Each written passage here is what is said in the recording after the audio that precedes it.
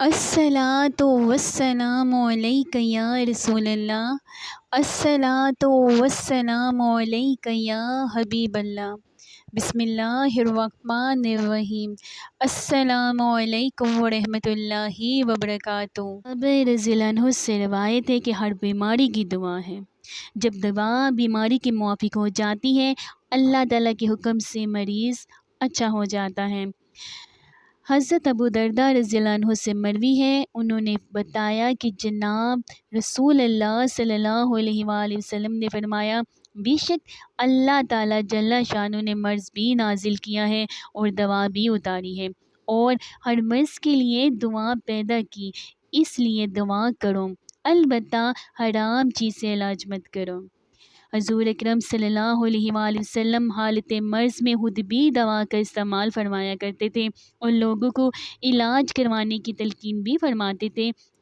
ارشاد فرمایا، اے بندگان خدا دعا کیا کرو، کیونکہ اللہ نے ہر مرض کی شفا مقرر کی ہے بجے سے ایک مرض کے۔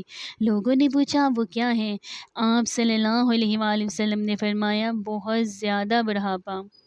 آپ صلی اللہ علیہ وآلہ وسلم بیمار کو طبیب حاذق سے علاج کروانے کا حکم فرماتے اور پرہیز کرنے کا بھی حکم دیتے تھے۔ نادان طبیب کو طبابت سے منع فرماتے تھے اور اسے مریض کے نقصان کا ذمہ دار بھی ٹھہراتے تھے۔ حرام اشیاء کو بطور دوا استعمال کرنے سے منع فرماتے تھے۔ آپ صلی اللہ علیہ وآلہ وسلم ارشاد فرماتے، اللہ تعالیٰ نے حرام چیزوں میں تمہارے لیے شفا نہیں رکھی ہے۔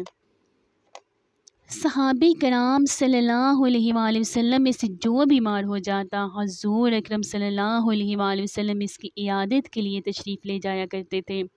مریض کی عیادت کے لیے کوئی دن مقرر کرنا حضور صلی اللہ علیہ وآلہ وسلم کی سنت طیبہ میں سے نہیں تھا، بلکہ آپ صلی اللہ علیہ وآلہ وسلم دن رات تمام اوقات میں حسب ضرورت مریضوں کی عیادت فرمایا کرتے تھے۔ حضرت عبداللہ ابن عباس رضی اللہ عنہ فرماتے ہیں کہ مریض کے پاس عیادت کرنے کے سلسلے میں شور و شگب نہ کرنا اور کم بیٹھنا بھی سنت ہے۔ آپ صلی اللہ علیہ وآلہ وسلم مریض کے قریب تشریف لے جاتے اور اس کے سرہانے بیٹھتے، اس کا حال دریافت کرتے اور پوچھتے، طبیعت کیسی ہے؟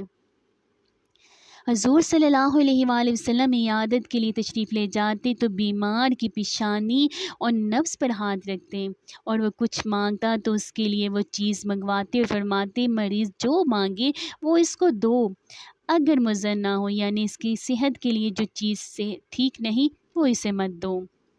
حضرت ابو سعید خدری رضی اللہ عنہ سے روایت ہے کہ رسول اللہ صلی اللہ علیہ وآلہ وسلم نے فرمایا، جب تم کسی مریض کے پاس جاؤ تو اس کی عمر کے بارے میں اس کے دل کو خوش کرو، یعنی اس کی عمر اور اس کی زندگی کے بارے میں اس کو خوش کرو۔ اس طرح کی باتیں کسی ہونے والی چیز کو رد تو نہ کر سکیں گی، لیکن اسے اس کا دل خوش ہوگا، اور یہی عیادت کا مقصد ہے۔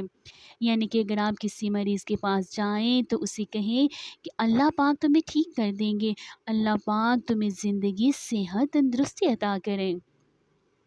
اور کبھی آپ صلی اللہ علیہ وآلہ وسلم مریض کی پیشانی پر دست مبارک رکھتے، پھر اس کے سینہ اور پیٹ پر ہاتھ پھیرتے دعا کرتے، اللہ اسے شفا دے، اللہ اسے شفا دے، اللہ اسے شفا دے۔ اور جب آپ صلی اللہ علیہ وآلہ وسلم مریض کے پاس تشریف لے جاتے تو فرماتے، کوئی فکر کی بات نہیں، انشاءاللہ تعالی سب ٹھیک ہو جائے گا۔ بسا اوقات آپ صلی اللہ علیہ وآلہ وسلم فرماتے، یہ بیماری گناہوں کا کفارہ ہے اور طہور بن جائے گی۔ حضرت ثوبان رضی اللہ عنہ سے روایت ہے کہ رسول اللہ صلی اللہ علیہ وآلہ وسلم نے فرمایا کہ بندہ مومن جب اپنے صاحب ایمان بھائی کی عیادت کرتا ہے تو واپس آنے تک وہ گویا جنت کے باغ میں ہوتا ہے۔ سبحان اللہ، کتنی عیادت کی فضیلت بیان کی گئی ہے کہ یعنی کہ کوئی عیادت کے لیے جاتا ہے گناہوں سے بھرا ہوا، لیکن جب واپس آتا ہے تو وہ گویا جنت کے باغ میں ہوتا ہے۔ اللہ اکبر۔ حضرت ام سلمہ رضی اللہ عنہ کہتی ہیں کہ جناب رسول اللہ صلی اللہ علیہ وآلہ وسلم نے فرمایا کہ جب تم کسی مریض کے پاس جاؤ یا کسی قریب المرد شخص کے پاس جاؤ تو اس کے سامنے بلائی کا کلمہ زبان سے نکالو، کیونکہ تم جو کچھ کہتے ہو فرشتے اس پر آمین کہتے ہیں۔ حضرت عمر رضی اللہ عنہ فرماتے ہیں کہ رسول اللہ صلی اللہ علیہ وآلہ وسلم نے ارشاد فرمایا کہ جب تم کسی مریض کی عیادت کو جاؤ تو اسے کہو کہ وہ تمہارے لیے دعا کریں۔ اس کی دعا فرشتوں کی دعا کی مانند ہوتی ہے۔ اللہ اکبر، یعنی کہ آپ مریض کے پاس جائیں، اس کے لیے بھی دعا کریں اور اس کو بھی دعا کے لیے کہیں کہ وہ آپ کے لیے بھی دعا کریں۔ مریض پر دم اور اس کے لیے دعائیں صحت۔ آپ صلی اللہ علیہ وآلہ وسلم مریض کے لیے 3 بار دعا فرمایا کرتے تھے، جیسا کہ آپ صلی اللہ علیہ وآلہ وسلم نے حضرت سعد رضی اللہ عنہ کے لیے دعا فرمائی، اے اللہ سعد کو شفا دے، اے اللہ سعد کو شفا دے، اے اللہ سعد رضی اللہ عنہ کو شفا دے۔ حضرت عائشہ رضی اللہ عنہ سے روایت ہے کہ جب ہم میں سے کوئی بیمار ہوتا تو رسول اللہ صلی اللہ علیہ وآلہ وسلم اپنا داہنا ہاتھ اس کے جسم پر پھیرتے اور یہ دعا فرماتے، اللہم اذہب الباس رب الناس واشف انت الشافی لا شفاء الا شفاؤک شفاء لا یغادر سقاما۔ اے سب آدمیوں کے پروردگار، اس بندے کی تکلیف دور فرما دے اور شفا عطا فرما دے، تو ہی شفا دینے والا ہے، بس تیری ہی شفا ہے، ایسی کامل شفا عطا فرما جو بیماری کو بالکل نہ چھوڑے۔ حضرت عائشہ صدیقہ رضی اللہ عنہ سے روایت ہے کہ رسول اللہ صلی اللہ علیہ وآلہ وسلم جب خود بیمار ہوتے تو معوذات پڑھ کر اپنے اوپر دم فرمایا کرتے تھے۔ معوذات یعنی کہ قل اعوذ برب الفلق اور قل اعوذ برب الناس پڑھ کر اپنے اوپر دم فرمایا کرتے تھے اور خود اپنا دست مبارک اپنے جسم پر پھیرتے۔ پھر جب آپ صلی اللہ علیہ وآلہ وسلم کو وہ بیماری لاحق ہوئی جس میں آپ صلی اللہ علیہ وآلہ وسلم نے وفات پائی تو میں وہی معوذات پڑھ کر آپ صلی اللہ علیہ وآلہ وسلم پر دم کرتی، جن کو پڑھ کر آپ صلی اللہ علیہ وآلہ وسلم دم کیا کرتے تھے، اور آپ صلی اللہ علیہ وآلہ وسلم کا دست مبارک آپ صلی اللہ علیہ وآلہ وسلم کے جسم پر پھیرتی۔ آپ صلی اللہ علیہ وآلہ وسلم یہ بھی دعا پڑھتے تھے، اسأل اللہ العظیم رب العرش العظیم ان یشفیکا، میں سوال کرتا ہوں اللہ تعالیٰ سے جو بڑا ہے اور عرش عظیم کا رب ہے کہ تجھے شفا بخشے۔ جس شخص نے کسی ایسے مریض کی عیادت کی جس کی موت نہ آئی ہو اور یہ دعا پڑھے تو اللہ تعالیٰ اس مریض کو اس مرض سے ضرور شفا دے گا۔ حضرت عثمان ابن ابی العاص رضی اللہ عنہ سے روایت ہے کہ انہوں نے رسول اللہ صلی اللہ علیہ وآلہ وسلم سے درد کی شکایت کی جو ان کے جسم کے کسی حصے میں تھا، تو رسول اللہ صلی اللہ علیہ وآلہ وسلم نے فرمایا تم اس جگہ پر اپنا ہاتھ رکھو جہاں تکلیف ہے اور 3 دفعہ کہو بسم اللہ اور 7 مرتبہ کہو اعوذ بعزت اللہ وقدرتہ من شر ما اجد واحاذر، میں پناہ لیتا ہوں اللہ تعالیٰ کی عظمت اور اس کی قدرت کی اس تکلیف کے شر سے جو میں پا رہا ہوں اور جس کا مجھے خطرہ ہے۔ کہتے ہیں کہ میں نے ایسا ہی کیا تو اللہ تعالیٰ نے میری وہ تکلیف دور فرما دی۔ اللہ اکبر۔ حضرت عبداللہ ابن عباس رضی اللہ تعالیٰ عنہ سے روایت ہے کہ رسول اللہ صلی اللہ علیہ وآلہ وسلم یہ دعا پڑھ کر حضرت حسن اور حضرت حسین رضی اللہ عنہ کو اللہ کی پناہ میں دیا کرتے تھے۔ اعوذ بکلمات اللہ التامات من شر کل شیطان وہامۃ ومن کل عین لامہ، میں تمہیں پناہ دیتا ہوں اللہ کی کلمات تامہ کی ہر شیطان کے شر سے اور ہر زہریلے جانور سے اور اثر ڈالنے والی آنکھ سے یعنی کہ نظر بد سے۔ اور فرماتے تھے کہ تمہارے جد امجد ابراہیم علیہ السلام اپنے 2 نصابزادوں اسماعیل اور اسحاق علیہ السلام پر ان کلمات سے دم فرمایا کرتے تھے۔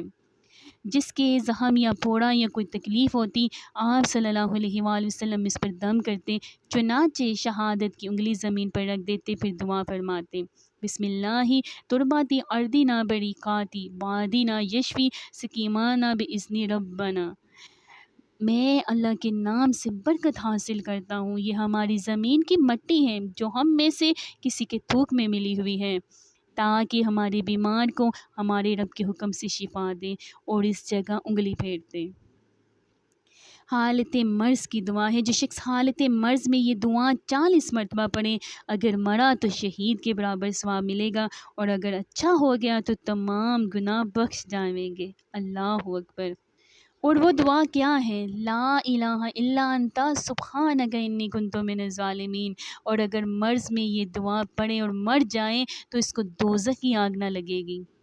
لا الہ الا اللہ اللہ اکبر، لا الہ الا اللہ وحدہ لا شریک لہ، لا الہ الا اللہ لہ الملک ولہ الحمد، لا الہ الا اللہ ولا حول ولا قوۃ الا باللہ۔ زمانہ بیماری میں صدقے دل اور سچے شوق سے یہ دعا کیا کریں۔ اللہم ارزقنی شہادتاً فی سبیلک واجعل موتی ببلادی رسولک۔ اے اللہ مجھے اپنے راستے میں شہادت کی توفیق عطا فرما، اور کیجئے میری موت اپنے رسول اللہ صلی اللہ علیہ وآلہ وسلم کے شہر میں۔ حضرت ابو موسیٰ اشعری رضی اللہ عنہ سے روایت ہے کہ رسول اللہ صلی اللہ علیہ وآلہ وسلم نے فرمایا، جب کوئی بندہ بیمار ہو یا سفر میں جائے اور اس بیماری یا سفر کی وجہ سے اپنی عبادت وغیرہ کے معمولات پورا کرنے سے مجبور ہو جائیں، تو اللہ تعالیٰ کے ہاں اس کے اعمال اس طرح لکھے جاتے ہیں جس طرح وہ صحت تندرستی کی حالت میں زمانۂ اقامت میں کیا کرتا تھا۔ جیسا کہ وہ صحت تندرست تھا، عبادت کرتا تھا، ویسا ہی اس کے لیے ثواب لکھا جاتا ہے۔ محمد ابن حارث سلمہ رضی اللہ عنہ اپنے والد سے روایت کرتے ہیں، اور وہ ان کے دادا سے، کہ رسول اللہ صلی اللہ علیہ وآلہ وسلم نے فرمایا، کسی بندہ مومن کے لیے اللہ تعالیٰ کی طرف سے ایسا بلند مقام طے ہو جاتا ہے جس کو اپنے عمل سے نہیں پا سکتا، تو اللہ تعالیٰ اس کو کسی جسمانی یا مالی تکلیف یا اولاد کی طرف سے کسی صدمہ یا پریشانی میں مبتلا کر دیتا ہے، پھر اس کو صبر کی توفیق دیتا ہے، یہاں تک کہ ان مصائب و تکالیف اور ان پر صبر کی وجہ سے اس بلند مقام پر پہنچا دیا جاتا ہے جو اس کے لیے پہلے سے طے ہو چکا تھا۔ اللہ اکبر۔ یعنی کہ اگر کوئی بیماری آ گئی ہے، کوئی مالی تکلیف ہو گئی ہے، جسمانی تکلیف ہو گئی، یا اولاد کی طرف سے یا کسی بھی چیز کی طرف سے پریشانی ہے، اگر ہم صبر کریں گے تو اس کا بہت بہت زیادہ اجر و ثواب ہے۔ ایک اور حدیث پاک ہے کہ حضرت ابو سعید خدری رضی اللہ عنہ رسول اللہ صلی اللہ علیہ وآلہ وسلم سے روایت کرتے ہیں کہ مومن کو جو بھی بیماری، جو بھی پریشانی، جو بھی رنج و غم اور جو بھی اذیت پہنچتی ہے، یہاں تک کہ کانٹا بھی اس کے لگتا ہے، تو اللہ تعالیٰ ان چیزوں کے ذریعے اس کے گناہوں کی صفائی فرما دیتا ہے، یعنی کہ اس کے گناہوں کو معاف فرما دیتا ہے۔ اللہ اکبر۔ حضرت ابو ہریرہ رضی اللہ عنہ سے روایت ہے کہ رسول اللہ صلی اللہ علیہ وآلہ وسلم نے فرمایا، لوگوں موت کو یاد کرو اور اس کو یاد رکھو جو دنیا کی لذتوں کو ختم کر دینے والی ہے۔ حضرت عبداللہ بن عمر رضی اللہ عنہ سے روایت ہے کہ رسول اللہ صلی اللہ علیہ وآلہ وسلم نے فرمایا، موت مومن کا تحفہ ہے، موت مومن کا تحفہ ہے۔ حضرت انس رضی اللہ عنہ سے روایت ہے کہ رسول اللہ صلی اللہ علیہ وآلہ وسلم نے فرمایا، تم میں سے کوئی کسی تکلیف اور دکھ کی وجہ سے موت کی تمنا نہ کرے اور نہ دعا کریں، اور اگر اندر کی دایا سے بالکل ہی مجبور ہے، یعنی کہ اپنے آپ سے بالکل ہی مجبور ہوں، تو یہ دعا کیا کریں، اے اللہ جب تک زندگی بہتر ہو اس وقت تک مجھے زندہ رکھ، اور جب میرے لیے موت بہتر ہو اس وقت مجھے دنیا سے اٹھا لے۔ حضرت ابو سعید خدری رضی اللہ عنہ حضور صلی اللہ علیہ وآلہ وسلم نے فرمایا کہ مرنے والوں کو کلمہ لا الہ الا اللہ کی تلقین کرے، یعنی کہ حضرت ابو سعید خدری رضی اللہ عنہ نے فرمایا کہ حضور صلی اللہ علیہ وآلہ وسلم نے فرمایا ہے کہ مرنے والے کو کلمہ لا الہ الا اللہ کی تلقین کیا کرو۔ حضرت موکل بن یسار رضی اللہ عنہ سے مروی ہے کہ رسول اللہ صلی اللہ علیہ وآلہ وسلم نے فرمایا، تم اپنے مرنے والوں پر سورۃ یاسین پڑھا کرو۔ کیا پڑھا کرو؟ اپنے مرنے والوں پر سورہ یاسین پڑھا کرو۔ مرنے والوں کا منہ مرتے وقت قبلے کی طرف کر دے اور یہ دعا مانگے، اے اللہ میری مغفرت فرما اور مجھ پر رحم فرما اور مجھے اوپر والے ساتھیوں میں پہنچا دے۔ اللہ کے سوا کوئی معبود نہیں۔ اے اللہ موت کی سختیوں کے اس موقع پر میری مدد فرما۔ جب کسی پر موت کا اثر ظاہر ہو، یعنی کہ اس کے دونوں قدم ڈھیلے ہو جائیں اور ناک تیری ہو اور کنپٹیاں دب جائیں، تو چاہیے کہ اس کو دانی طرف قبلہ رخ لٹائیں، اور مستحب یہ ہے کہ کلمہ شہادت کی تلقین اس طرح کریں کہ کوئی نیک آدمی اس کے پاس بلند آواز سے کہیں، اشہد ان لا الہ الا اللہ وحدہ لا شریک لہ واشہد ان محمدًا عبدہ ورسولہ، اور اس کے پڑھنے کے لیے اصرار نہ کریں، اس لیے کہ وہ اپنی تکلیف میں مبتلا ہے۔ اگر وہ ایک بار پڑھ لے تو کافی ہے، اور اس کے بعد وہ اور کوئی بات کریں تو پھر ایک بار اسی طرح تلقین کریں، اور مستحب ہے کہ اس کے پاس سورہ یاسین پڑھیں اور نیک اور متقی آدمی اس کے پاس موجود رہے۔ جب موت واقع ہو جائے تو اہل تعلق یہ دعا پڑھیں۔ جب کوئی کسی کی وفات ہو جائے تو اس کے خاندان والے یہ دعا پڑھیں، انا للہ و انا الیہ راجعون، اللہم اجرنی فی مصیباتی واخلف لی خیرا منہا۔ بے شک ہم اللہ ہی کے لیے ہیں اور ہم اللہ ہی کی طرف لوٹنے والے ہیں۔ اے اللہ میری مصیبت میں اجر دیں اور اس کے عوض مجھے اس سے اچھا بدلہ عنایت فرما۔ اب جب موت واقع ہو جائے تو کپڑے کی پٹی سے اس کی داڑھی سر کے ساتھ باندھ دیں اور نرمی سے آنکھیں بند کر دیں، اور باندھتے وقت یہ دعا پڑھیں، اللہ کے نام سے شروع اور رسول اللہ صلی اللہ علیہ وآلہ وسلم کے دین پر۔ اے اللہ اس میت پر اس کا کام آسان فرما اور اس پر وہ زمان آسان فرما جو اس کے بعد آئے گا، اور اس کو اپنے دیدار مبارک سے مشرف فرما، اور جہاں گیا یعنی آخرت اس کو بہتر کر دیں اس جگہ سے جہاں سے گیا یعنی دنیا سے۔ پھر اس کے بعد اس کے ہاتھ پیر سیدھے کر دیں، اور مستحب ہے کہ اس کے کپڑے اتار کر ایک چادر اڑا دیں اور چارپائی یا چونکی پر رکھ کے زمین پر نہ چھوڑیں۔ پھر اس کے دوست احباب کو خبر کر دیں تاکہ اس کی نماز میں زیادہ سے زیادہ لوگ شریک ہوں، یعنی کہ نماز جنازہ میں، اور اس کے لیے دعا کریں، اور مستحب ہے کہ اس کے ذمے جو قرض ہو اس کو ادا کریں، اور تجہیز و تکفین میں جلدی کریں۔ غسل سے پہلے میت کے قریب قرآن پاک پڑھنا منع ہے، یعنی کہ جب تک میت کو غسل نہ دے دیا جائے اس کے قریب قرآن پاک نہیں پڑھنا چاہیے۔ اب میت پر نوحہ و ماتم نہیں کرنا چاہیے۔ حضرت عبداللہ بن عمر رضی اللہ عنہ سے روایت ہے کہ ایک دفعہ سعد بن عبادہ رضی اللہ عنہ مریض ہوئے تو رسول اللہ صلی اللہ علیہ وآلہ وسلم رحمان بن عوف، سعد بن ابی وقاص اور عبداللہ بن مسعود رضی اللہ تعالیٰ عنہما کو ساتھ لیے ہوئے ان کی عیادت کے لیے آئے۔ آپ صلی اللہ علیہ وآلہ وسلم جب اندر تشریف لائے تو ان کو غاسیہ میں یعنی بڑی سخت حالت میں پایا۔ آپ صلی اللہ علیہ وآلہ وسلم نے ان کو اس حالت میں دیکھا کہ ان کے گرد آدمیوں کی بھیڑ لگی ہوئی تھی، تو آپ صلی اللہ علیہ وآلہ وسلم نے فرمایا ختم ہو چکے۔ بطور مایوسی یا حاضرین سے استفسار کے طور پر آپ صلی اللہ علیہ وآلہ وسلم نے یہ بات فرمائی، تو لوگوں نے عرض کیا نہیں حضرت ابھی ختم نہیں ہوئے۔ تو رسول اللہ صلی اللہ علیہ وآلہ وسلم نے کو ان کی یہ حالت دیکھ کر رونا آ گیا۔ جب اور لوگوں نے آپ صلی اللہ علیہ وآلہ وسلم پر گریہ کے ساتھ دیکھی تو وہ بھی رونے لگے۔ آپ صلی اللہ علیہ وآلہ وسلم نے ارشاد فرمایا لوگوں اچھی طرح سن لو اور سمجھ لو۔ آپ صلی اللہ علیہ وآلہ وسلم نے ارشاد فرمایا کہ لوگوں اچھی طرح سن لو اور سمجھ لو کہ اللہ تعالیٰ آنکھ کے آنسو اور دل کے غم پر تو سزا نہیں دیتا، کیونکہ اس پر بندے کا اختیار اور قابو نہیں ہے۔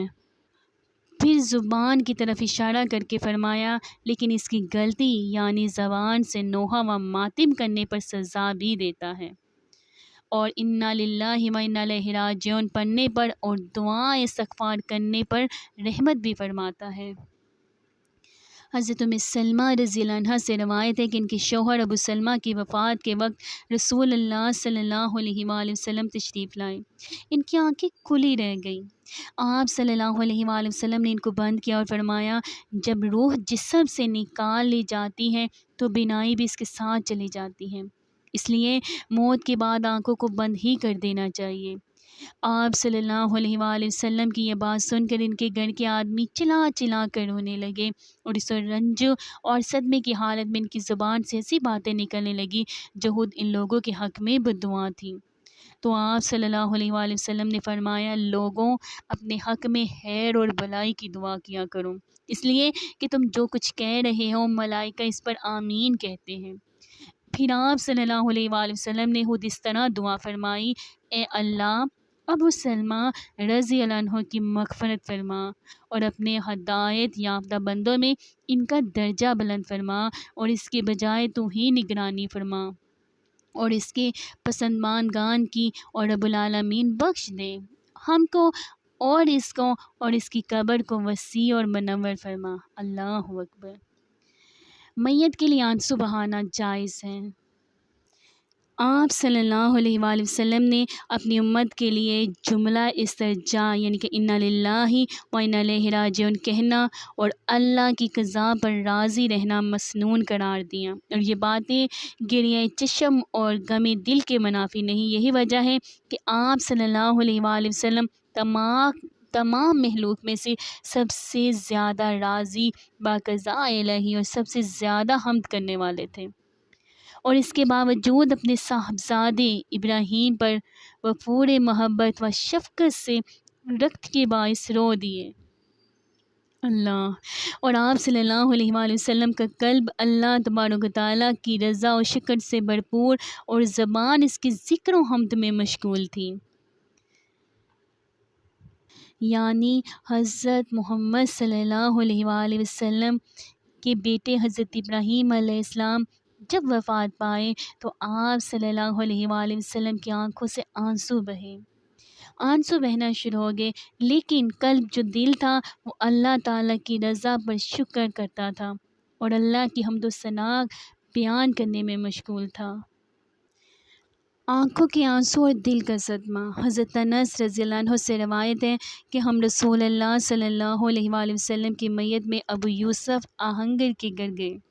ابو یوسف رسول اللہ صلی اللہ علیہ وآلہ وسلم کے فرزند ابراہیم کی دایا حولہ بنت المنذر کے شوہر تھے، اور ابراہیم اس وقت کے رواج کے مطابق اپنی دایا کے گھر ہی رہتے تھے۔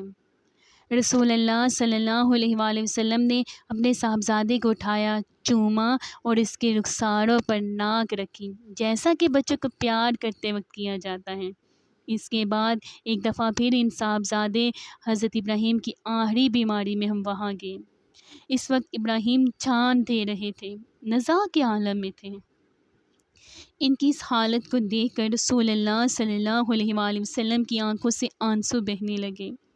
عبد الرحمن بن عوف رضی اللہ عنہ نے، جو ناواقفیت کی وجہ سے سمجھتے تھے کہ رسول اللہ صلی اللہ علیہ وآلہ وسلم اس قسم کی چیزوں سے متاثر نہیں ہو سکتے، تعجب سے کہا، یا رسول اللہ صلی اللہ علیہ وآلہ وسلم، آپ صلی اللہ علیہ وآلہ وسلم کی بھی یہ حالت؟ آپ صلی اللہ علیہ وآلہ وسلم نے فرمایا، اے ابن عوف، یہ کوئی بری بات یا بری حالت نہیں، بلکہ یہ شفقت اور درد مندی ہے۔ پھر دوبارہ آپ صلی اللہ علیہ وآلہ وسلم کی آنکھوں میں آنسو بہے تو آپ صلی اللہ علیہ وآلہ وسلم نے فرمایا، آنکھ آنسو بہاتی ہے اور دل مغموم ہے، اور زبان سے ہم وہی کہیں گے جو اللہ کو پسند ہے، یعنی انا للہ و انا الیہ راجعون، اور اے ابراہیم تمہاری جدائی کا ہمیں صدمہ ہے۔ میت کا بوسہ لینا۔ میت کا وفور محبت یا عقیدت سے بوسہ دینا جائز ہے۔ بسا اوقات آپ صلی اللہ علیہ وآلہ وسلم میت کا بوسہ لے لیتے، جیسا کہ آپ صلی اللہ علیہ وآلہ وسلم نے عثمان بن مظعون رضی اللہ عنہ کا بوسہ لیا اور روئے۔ اسی طرح حضرت ابوبکر صدیق رضی اللہ عنہ نے نبی صلی اللہ علیہ وآلہ وسلم کی وفات کے بعد آپ صلی اللہ علیہ وآلہ وسلم کی پیشانی کو بوسہ دیا۔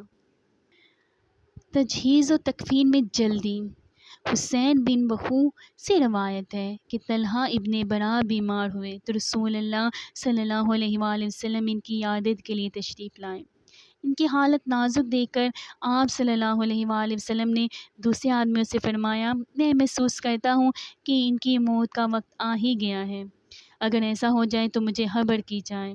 اور ان کی تجہیز و تکفین میں جلدی کی جائے، کیونکہ کسی مسلمان کی میت کے لیے مناسب نہیں کہ وہ دیر تک اپنے گھر والوں کے بیچ میں رہے، یعنی ان کی جلد از جلد تجہیز و تکفین کی جائے۔ حضرت عبداللہ ابن عمر رضی اللہ عنہ سے روایت ہے کہ میں نے رسول اللہ صلی اللہ علیہ وآلہ وسلم سے سنا، آپ صلی اللہ علیہ وآلہ وسلم فرماتے تھے کہ جب تمہارا کوئی آدمی انتقال کر جائے، وفات پا جائے، تو اس کو دیر تک گھر میں مت رکھو، اور قبر تک پہنچانے اور دفن کرنے میں سرا سے کام لو، اور دفن کرنے کے بعد سر کی جانب سورہ بقرہ کی ابتدائی آیات مفلحون تک اور پاؤں کی جانب اس کی آخری آیات امن رسول سے ختم سورہ بقرہ تک پڑھو۔ اہل میت کے لیے کھانا بھیجنا۔ حضور صلی اللہ علیہ وآلہ وسلم فرماتے ہیں کہ اہل میت کے لیے کھانا بھیجیں، کیونکہ وہ مصیبت میں مبتلا ہونے کی وجہ سے معذور ہوتے ہیں اور انہیں کھانا پکانے اور اس کا انتظام کرنے کی فرصت نہیں ہوتی، یعنی کہ جن کے گھر کوئی اگر وفات ہو گئی ہے تو ان کے گھر والوں کے لیے کھانا پکا کر بھیجیں۔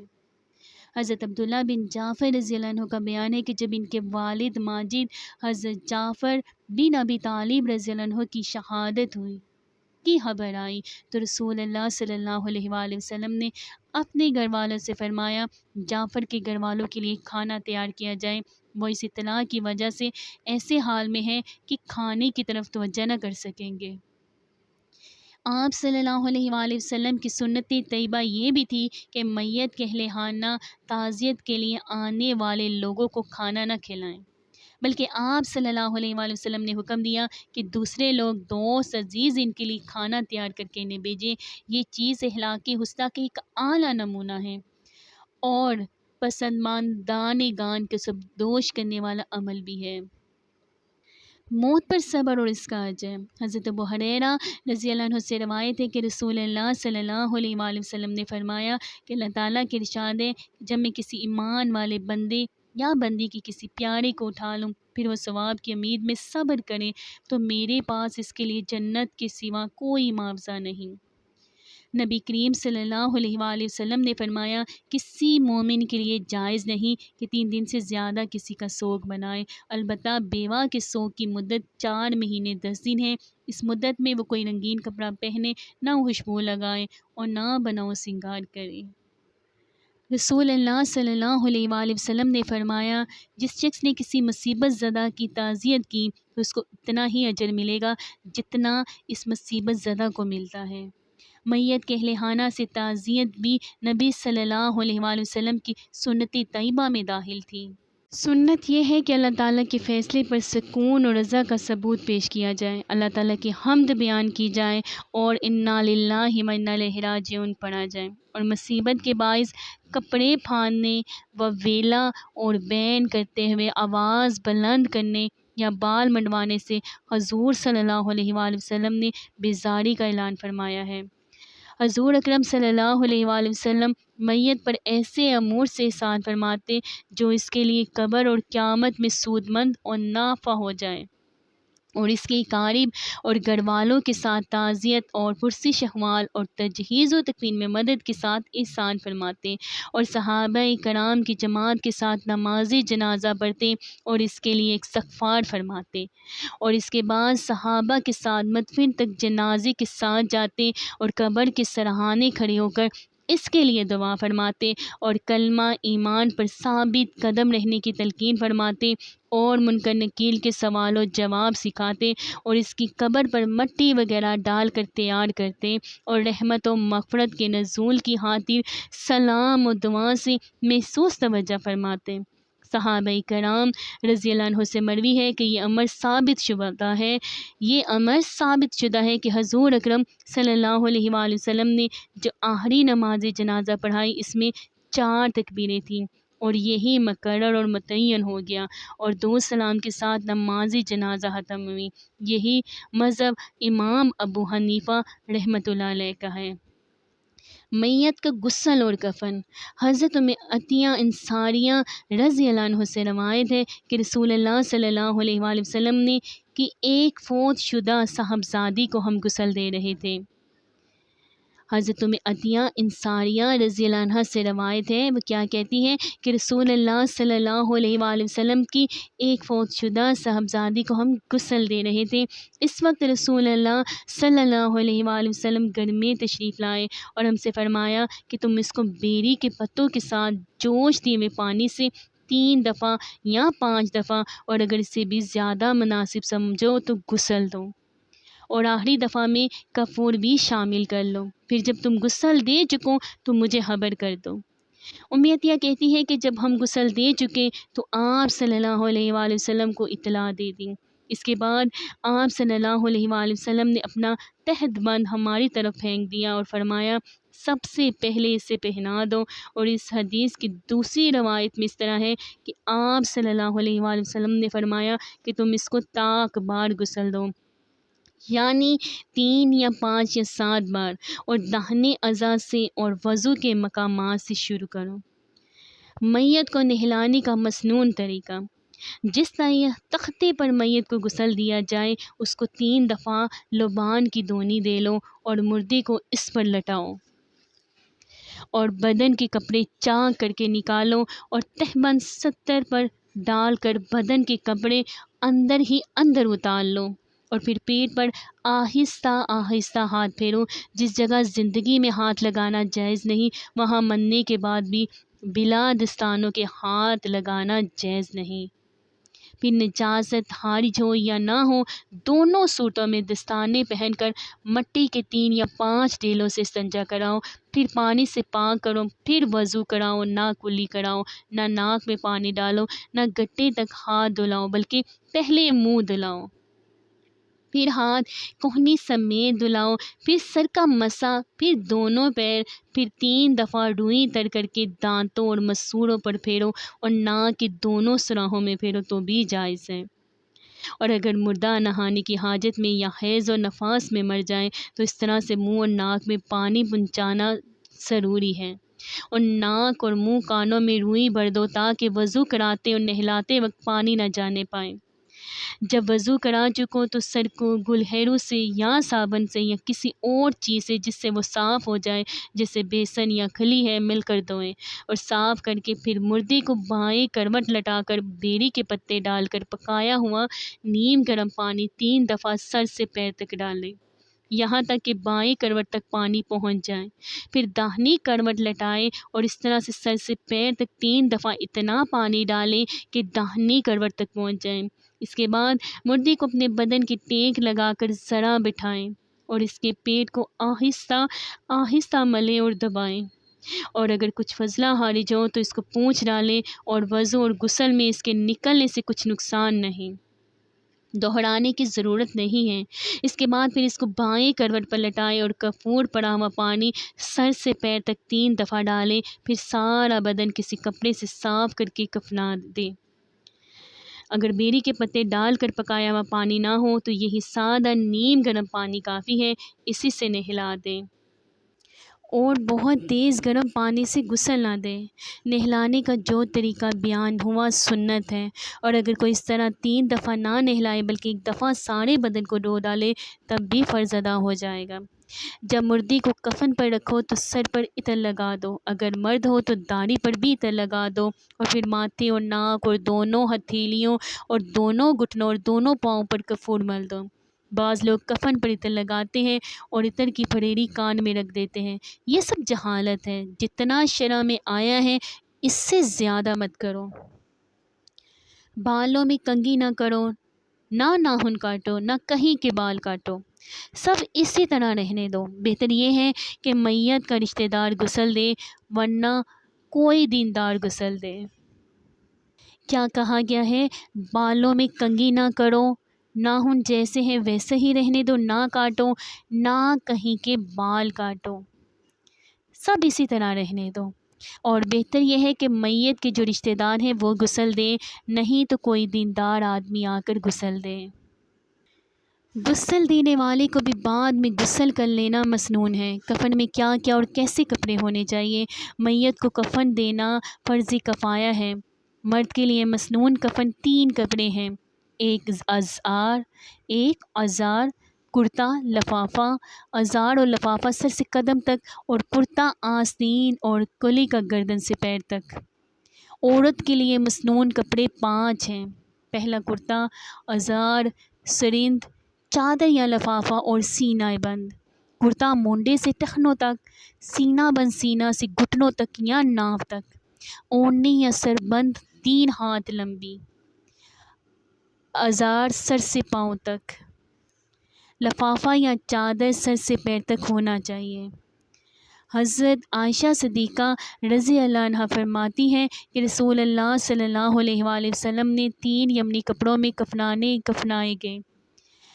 حضرت عائشہ صدیقہ رضی اللہ عنہا کیا فرماتی ہیں کہ رسول اللہ صلی اللہ علیہ وآلہ وسلم 3 یمنی کپڑوں میں کفنائے گئے۔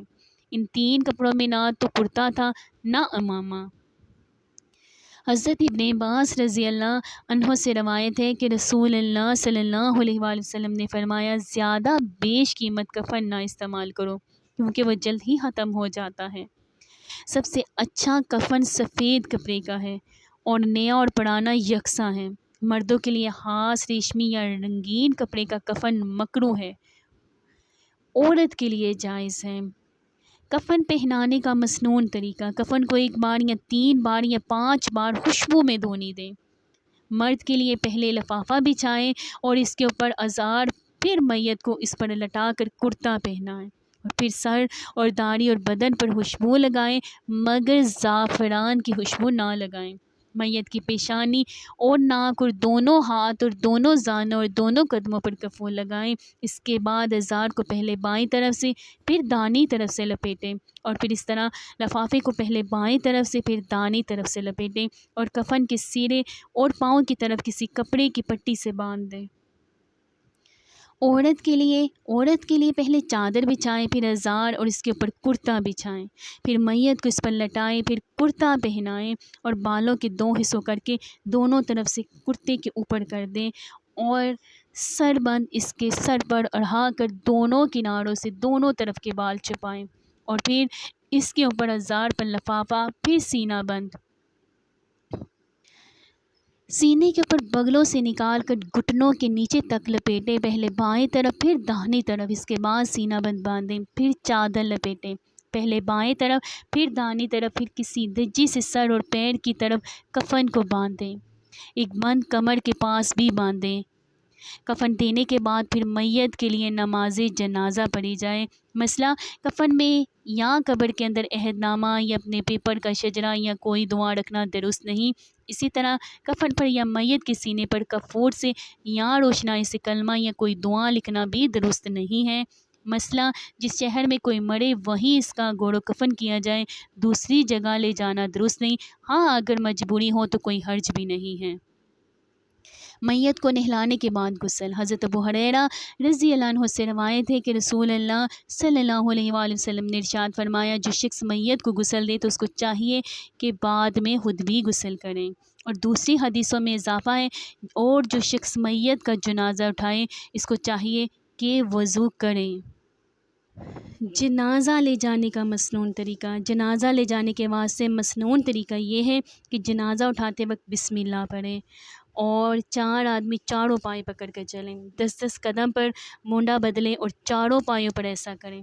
اس سے بھی افضل طریقہ یہ ہے کہ سرہانے کا پایا پہلے داہنے مونڈے پر رکھیں، 10 قدم کے بعد اس کے پیچھے والا پایا، پھر 10 قدم پر بائیں طرف سرہانے کا دوسرا پایا، پھر 10 قدم کے بعد اس کے پیچھے والا پایا مونڈے پر رکھیں، اور اس طرح ہر شخص رد و بدل کرتا چلا جائے تاکہ ہر شخص 40 قدم چلے۔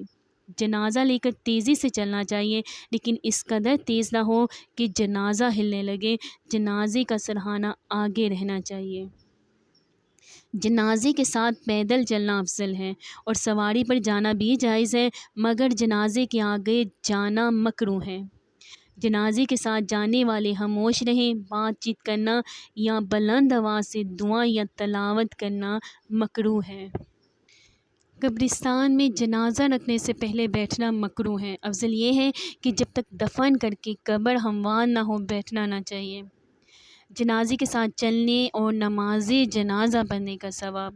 حضرت ابو ہریرہ رضی اللہ عنہ سے روایت ہے کہ رسول اللہ صلی اللہ علیہ وآلہ وسلم نے فرمایا، جو آدمی ایمان کی صفت کے ساتھ اور ثواب کی نیت کے ساتھ کسی مسلمان کے جنازے کے ساتھ جائے اور اس وقت تک جنازے کے ساتھ رہے جب تک کہ اس پر نماز پڑھی جائے اور اس کے دفن سے فراغت ہو، تو وہ ثواب کے 2 قرات لے کر واپس ہوگا، جن میں سے ہر قرات گویا احد پہاڑ کے برابر ہوگا۔ اللہ اکبر۔ اور جو آدمی صرف نماز جنازہ پڑھ کر واپس آ جائے، دفن ہونے تک ساتھ نہ دے، تو وہ ثواب کا ایسا ہی 1 قرات لے کر واپس آئے گا۔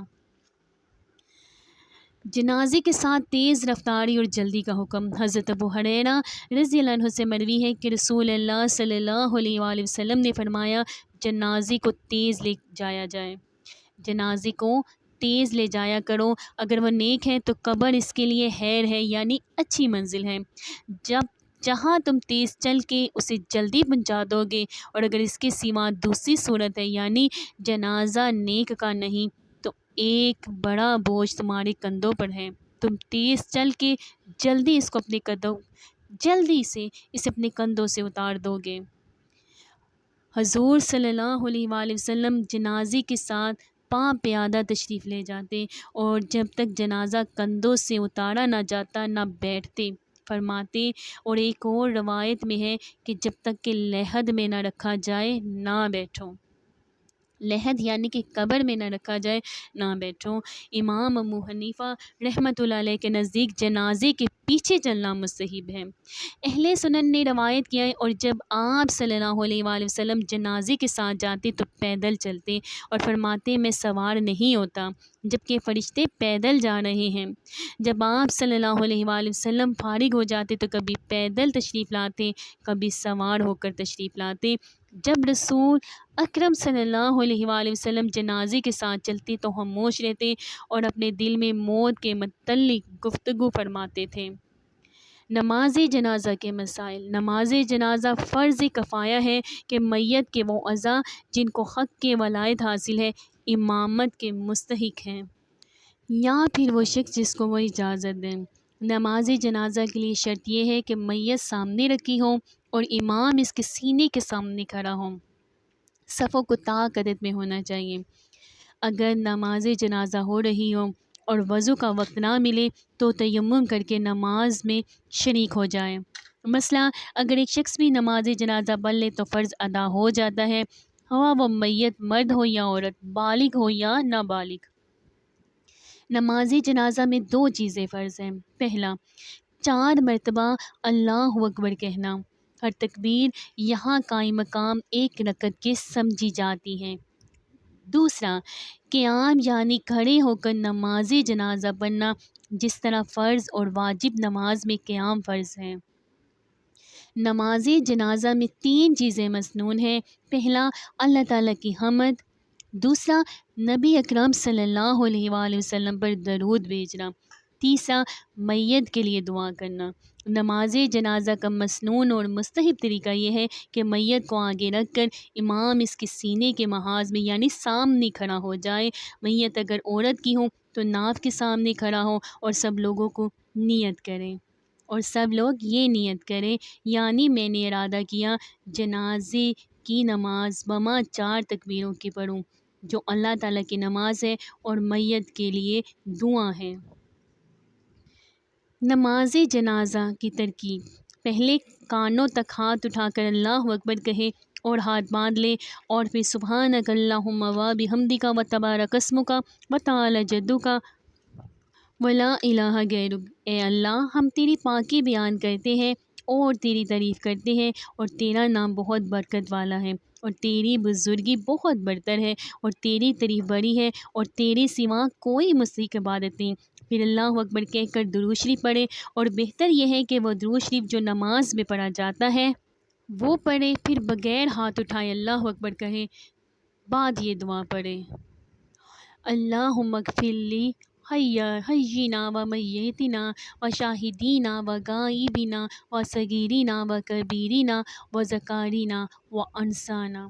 اللہم من احیجتاہ منا فحیہ علی الاسلام ومن توفیتہ منا فتوفاہ علی الایمان۔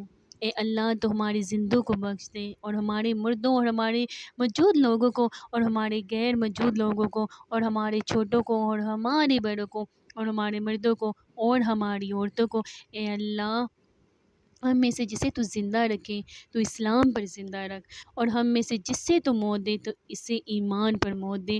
جس کو یہ دعا یاد نہ ہو اور دعا پڑھے، پھر اللہ اکبر کہہ کر پہلے داہنی پھر بائیں طرف سلام پھیرے۔ تکبیر اور سلام صرف امام بلند آواز سے کہے گا۔ اسی طرح اگر میت بچے یعنی لڑکے کی ہے تو دعا علیحدہ ہے، اور اگر میت بچی لڑکی کی ہے تو اس طرح اس کی دعا علیحدہ ہے۔ جنازے میں کثرت تعداد کی برکت اور اہمیت۔ حضرت عائشہ صدیقہ رضی اللہ عنہ سے روایت ہے کہ رسول اللہ صلی اللہ علیہ وآلہ وسلم نے ارشاد فرمایا، جس میت پر مسلمانوں کی ایک بڑی جماعت نماز پڑھے، جن کی تعداد 100 تک پہنچ جائے، اور وہ سب اللہ کے حضور میں اس میت کے لیے سفارش کریں، یعنی مغفرت و رحمت کی دعا کریں، تو ان کی سفارش اور دعا ضرور قبول ہوگی۔ اللہ اکبر۔ حضرت مالک بن میسرہ رضی اللہ عنہ سے روایت ہے کہ میں نے رسول اللہ صلی اللہ علیہ وآلہ وسلم سے آپ صلی اللہ علیہ وآلہ وسلم کا یہ اشارہ سنا کہ جس مسلمان بندے یا بندی کا انتقال ہو اور مسلمانوں کی 3 صفیں اس کی نمازی جنازہ پڑھیں اور اس کے لیے مغفرت و جنت کی دعا کریں، تو ضرور ہے اللہ تعالیٰ اس کے واسطے مغفرت اور جنت واجب کر دیتا ہے۔ مالک بن میسرہ رضی اللہ عنہ کا یہ دستور تھا کہ جب وہ نماز جنازہ پڑھنے والوں کی تعداد کم محسوس کرتے تو اس حدیث کی وجہ سے ان لوگوں کو 3 صفوں میں تقسیم کر دیتے تھے۔ اللہ اکبر۔ قبر کی نوعیت۔ قبر کم از کم میت کے نصف قد کے برابر گہری کھودی جائے، قد سے زیادہ نہ ہونی چاہیے اور موافق اس کے قد کے لمبی ہو۔ بغلی قبر بنسبت صندوقی کے بہتر ہے۔ ہاں اگر زمین بہت نرم ہو اور بغلی کھودنے سے قبر کے بیٹھ جانے کا اندیشہ ہو تو پھر بغلی قبر نہ کھودی جائے۔ یہ بھی جائز ہے کہ اگر زمین نرم ہو اور بغلی قبر نہ کھود سکے تو میت کو کسی صندوق میں رکھ کر دفن کر دیں۔ صندوق ہوا لکڑی کا ہو، پتھر یا لوہے کا ہو، بہتر یہ ہے کہ صندوق میں مٹی بچھا دی جائے۔ قبر کو پختہ اینٹوں یا لکڑی کے تختوں سے بند کرنا مکروہ ہے، البتہ جہاں زمین نرم ہونے کی وجہ سے قبر کے بیٹھ جانے کا اندیشہ ہو تو پختہ اینٹ یا لکڑی کے تختوں سے بند کیا جا سکتا ہے اور صندوق میں رکھنا بھی جائز ہے۔ حضور صلی اللہ علیہ وآلہ وسلم کو قبر کو اونچا نہ بناتے اور اسے اینٹ پتھر وغیرہ سے پختہ تعمیر نہ کرتے اور اسے کلی اور سخت مٹی سے نہ لیپتے، قبر کے اوپر کوئی عمارت اور قبہ نہ بناتے، اور یہ سب بدعت اور مکروہ ہے۔ حضور اکرم صلی اللہ علیہ وآلہ وسلم کی قبر اور آپ صلی اللہ علیہ وآلہ وسلم کے دونوں صحابہ کی قبریں بھی زمین کے برابر ہیں، سنگریز سرخ اس پر چسپاں ہیں۔ حضرت سعد بن ابی وقاص رضی اللہ عنہ کے صاحبزادے عامر رضی اللہ عنہ بیان کرتے ہیں کہ والد سعد بن ابی وقاص رضی اللہ عنہ نے اپنے مرض وفات میں وصیت فرمائی تھی کہ میرے واسطے بغلی قبر بنائی جائے اور اس کو بند کرنے کے لیے کچی اینٹیں کھڑی کر دی جائیں، جس طرح رسول اللہ صلی اللہ علیہ وآلہ وسلم کے لیے کیا گیا تھا۔ میت کو دفن کرنا فرض کفایہ ہے۔ میت کی قبر کی گہرائی کم از کم اس کے قد کے نصف کے برابر کھودی جائے، لیکن قد سے زیادہ نہ ہونا چاہیے۔ میت کو پہلے قبر کے کنارے قبلے کی طرف رکھ کر اتاریں، لحد میں رکھتے وقت کہیں بسم اللہ وعلی ملت رسول اللہ صلی اللہ علیہ وسلم۔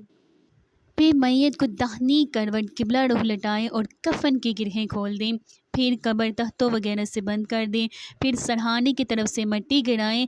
ہر شخص کو 3 بار مٹھی بھر کر مٹی قبر میں ڈالنا چاہیے۔ پھر قبر کو اونٹ کے کوہان کے برابر اونچی بنائیں اور اس پر پانی چھڑکیں۔ قبر کے سرہانے سورہ بقرہ کی شروع کی آیتیں مفلحون تک اور پھر پوائنٹی کی طرف سورہ بقرہ کی آیت آمن رسول سے آخر تک پڑھیں۔ عورت کو قبر میں رکھتے وقت پردہ کرنا مستحب ہے۔ دفن کے بعد تھوڑی دیر پر ٹھہرنا اور میت کے لیے دعائیں مغفرت کرنا، قرآن مجید پڑھ کر ثواب پہنچانا مستحب ہے۔ قبر کا ایک بالشت سے بہت زیادہ بلند کرنا مکروہ تحریمی ہے۔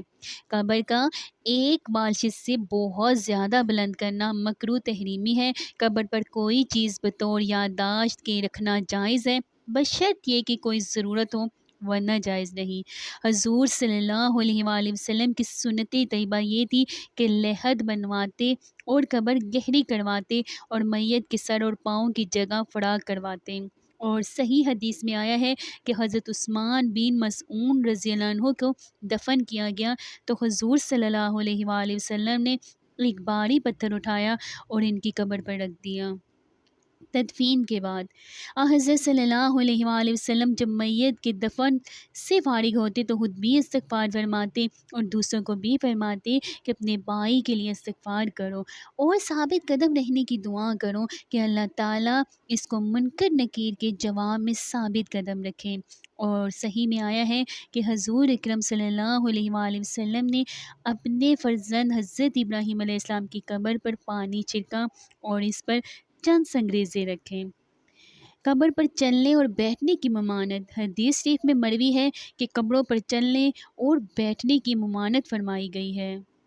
وہ کام جو خلاف سنت ہیں، یہ نبی کریم صلی اللہ علیہ وآلہ وسلم کی سنت نہیں کہ قبروں کو بہت زیادہ اونچا کیا جائے، نہ پکی اینٹوں اور پتھروں سے یا کچی اینٹوں سے پختہ کرنا اور لیپنا سنت میں داخل ہے اور نہ ان پر قبے بنانا مسنون ہے۔ زیارت قبور۔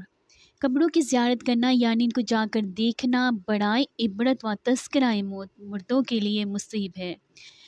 بہتر یہ ہے کہ ہر ہفتے میں کم از کم ایک مرتبہ زیارت قبور کی جائے اور زیادہ بہتر ہے کہ وہ دن جمعے کا ہو۔ بزرگوں کی قبروں کی زیارت کے لیے سفر کر کے جانا بھی جائز ہے، جبکہ کوئی عقیدہ اور عمل خلاف شرع نہ ہو، جیسا کہ آج کل عرسوں میں مفاسد ہوتے رہتے ہیں۔ کبھی کبھی قبر کی زیارت کرنا مستحب ہے، کبھی کبھی شب برات کو بھی قبرستان جانا ثابت ہے۔ قبرستان میں جا کر اس طرح کہیں السلام علیکم یا اہل القبور، پھر جو کچھ ہو سکے پڑھ کر ثواب پہنچا دیں، مثلا سورہ فاتحہ، آیات الکرسی، سورہ یاسین، سورہ تبارک الذی، سورہ الحاقہ التکاثر، قل ھو اللہ 11 بار یا 7 بار یا جس قدر آسانی سے پڑھا جا سکے پڑھ کر کہیں یا اللہ اس کا ثواب صاحب قبر کو پہنچا دیں۔ حضور صلی اللہ علیہ وآلہ وسلم کی عادت کریمہ یہ تھی کہ مرنے والوں کو زیارت اس لیے فرماتے کہ آپ صلی اللہ علیہ وآلہ وسلم دعائے ترحم و استغفار فرمائیں۔ ایسی زیارت جو اسماعینی اور غرض کے لیے ہو، اس میں کسی بدعت و کراہت کے ارتکاب کی راہ نہ ہو، تو یہ زیارت مسنون و مستحب ہے۔ حضرت عبداللہ بن مسعود رضی اللہ عنہ سے روایت ہے کہ رسول اللہ صلی اللہ علیہ وآلہ وسلم نے فرمایا، میں نے تم کو زیارت قبور سے منع کیا تھا، اب اجازت دیتا ہوں کہ تم قبروں کی زیارت کیا کرو، کیونکہ اس کا فائدہ یہ ہے کہ اسے دنیا سے بے ربطی اور آخرت کی یاد اور فکر پیدا ہوتی ہے۔ حضرت عبداللہ ابن عباس رضی اللہ عنہ سے روایت ہے کہ رسول اللہ صلی اللہ علیہ وآلہ وسلم کا گزر مدینہ ہی میں چند قبروں پر ہوا۔ آپ صلی اللہ علیہ وآلہ وسلم نے ان کی طرف رخ کیا اور فرمایا، السلام علیکم یا اہل القبور، یغفر اللہ لنا ولکم انتم سلفنا ونحن بالامس۔ سلام تم پر اے اہل قبر، اللہ تعالی ہماری اور تمہاری مغفرت فرمائے، تم ہم سے آگے جانے والے ہو اور ہم تم سے پیچھے آنے والے ہیں۔ تعزیت۔ جس گھر میں غمی ہو اس کے یہاں 3 دن میں کسی ایک دن ایک بار تعزیت کے لیے جانا مستحب ہے۔ متعلقین کو صبر و تسلی کی تلقین کرنا بھی سنت ہے، اس طرح کہ اللہ تعالیٰ مرحوم کی مغفرت فرمائے اور اس کی گناہ معاف فرمائے اور اس پر اپنی رحمت نازل فرما دے اور آپ کو صبر جمیل کی توفیق عطا فرما دیں، آمین۔ ہمسایہ اور قرابت داروں کو میت کے گھر والوں کے لیے 2 ایک وقت کا کھانا پہنچانا بھی سنت ہے۔ ایصال ثواب۔ سلف صالحین کے موافق ایصال ثواب کریں، اپنی ہمت کے موافق حلال مال سے مساکین کی خفیہ مدد کریں اور جس قدر توفیق ہو بطور خود قرآن شریف پڑھ کر اس کو ثواب پہنچا دیں۔ قبل دفن قبرستان میں فضول باتوں اور حرافات میں وقت گزارنے کی بجائے کلمہ پڑھیں اور ثواب بخشتے رہیں۔ اموات کے لیے صالح ثواب: کسی کی موت کے بعد رحمت و مغفرت کی دعا کرنا، نماز جنازہ ادا کرنا اعمال مسنونہ ہے۔ ان کے ساتھ دوسرا طریقہ نفع رسانی کا یہ ہے کہ میت کی طرف سے صدقہ کیا جائے یا کوئی عمل خیر کر کے ان کو ہدیہ کیا جائے، اسی کو صالح ثواب کا درجہ دیا جاتا ہے۔ ان کے بارے میں ذیل کی حدیث ملاحظہ ہو۔ حضرت ابن عباس رضی اللہ عنہ سے روایت ہے کہ سعد بن عبادہ رضی اللہ عنہ کی والدہ کا انتقال ایسے وقت ہوا کہ خود سعد موجود نہیں تھے۔ رسول اللہ صلی اللہ علیہ وآلہ وسلم کے ساتھ ایک غزوہ میں تشریف لے گئے تھے۔ جب واپس آئے تو رسول اللہ صلی اللہ علیہ وآلہ وسلم کی خدمت میں آ کر عرض کیا، یا رسول اللہ صلی اللہ علیہ وآلہ وسلم، میری عدم موجودگی میں میری والدہ کا انتقال ہو گیا، اگر میں ان کی طرف سے صدقہ کروں تو کیا وہ ان کے لیے فائدہ مند ہوگا اور اس کا ثواب انہیں پہنچے گا؟ آپ صلی اللہ علیہ وآلہ وسلم نے فرمایا، ہاں پہنچے گا۔ انہوں نے عرض کیا، میں آپ صلی اللہ علیہ وآلہ وسلم کو گواہ بناتا ہوں، اپنا باغ محراف میں اپنی والدہ مرحومہ کے لیے صدقہ کر رہا ہوں کہ میں نے اپنا باغ محراف اپنی والدہ مرحومہ کے لیے صدقہ کر دیا ہے۔ اگر آپ کو میری ویڈیو اچھی لگے تو پلیز اس کو لائک کریں اور میرے چینل کو سبسکرائب کریں، اور میں دعا کرتی ہوں کہ آپ جہاں کہیں رہیں ہمیشہ ہنستے مسکراتے رہیں، سدا شاد و آباد رہیں۔ اللہ تعالیٰ آپ پر اپنی رحمت کریں، اپنا فضل کریں، اپنا کرم کریں، آمین ثم آمین۔ اللہ تعالیٰ نے ہمیں ایمان والی زندگی دی ہے، اللہ تعالیٰ ہمیں ایمان پر قائم رہنا اور اللہ پاک ہمیں ایمان پر موت بھی نصیب کریں، آمین ثم آمین یا رب العالمین۔ ملتے ہیں پھر آپ کے ساتھ نیکسٹ ویڈیو میں، فی امان اللہ۔